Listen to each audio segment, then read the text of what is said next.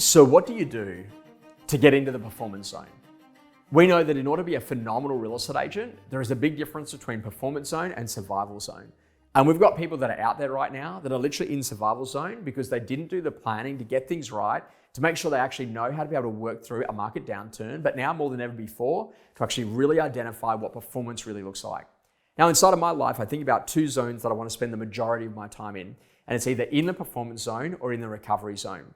Now, if you're in a training session with me and you see me say, hey, you know what, talk to the person next to you about what you've learned for just 1 minute, that is actually me dropping down into the recovery zone to reflect on what we've done, to project what we're going to do next, to work out what's working in the room, and then to be in a position that then I can go to perform at my absolute best. So performance zone stuff actually requires good recovery zone stuff. And that might be a minute just to do some deep breathing. It might be a cold shower. It might be a sauna. It might be a walk around the block. It might be listening to some tunes or spending some time with your kids. But once you get out of that recovery zone, then you've got to get back into that performance zone.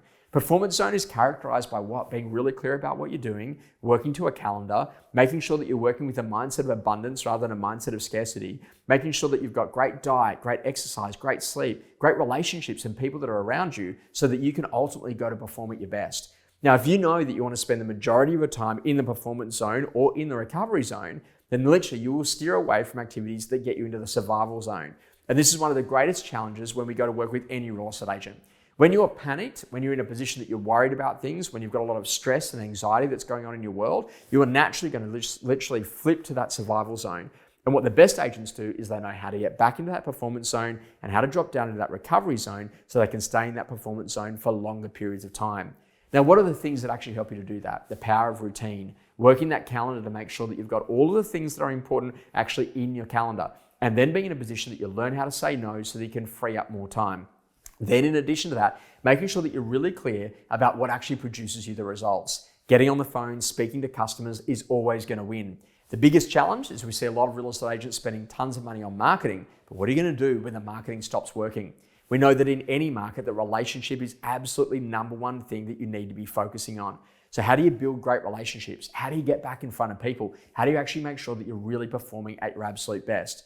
If you look great, if you feel great, if you're wearing a great suit or a nice dress, you're in a position that you feel really energetic about what you're doing, you're clear, you're focused, you've cleaned up all of the other things in your life that simply just aren't adding value, that's where all of the major difference comes. Life is about editing, removing the things that no longer serve you well, being able to minimize any drama so that you can actually go and perform at your absolute best so that when you're working, you really work. So when you're on holiday, you're really on holiday.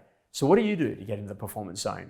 How do you make sure that you overcome those automatically negative thoughts and instead turn to your positive task orientation, to play a piece of music, to have a great relationship, to get on the phone, to just do great work, the type of work that you're really proud of? Spend time more in that performance zone, know what you do to get into the recovery zone, and when you spend time there, you're going to have an incredible career.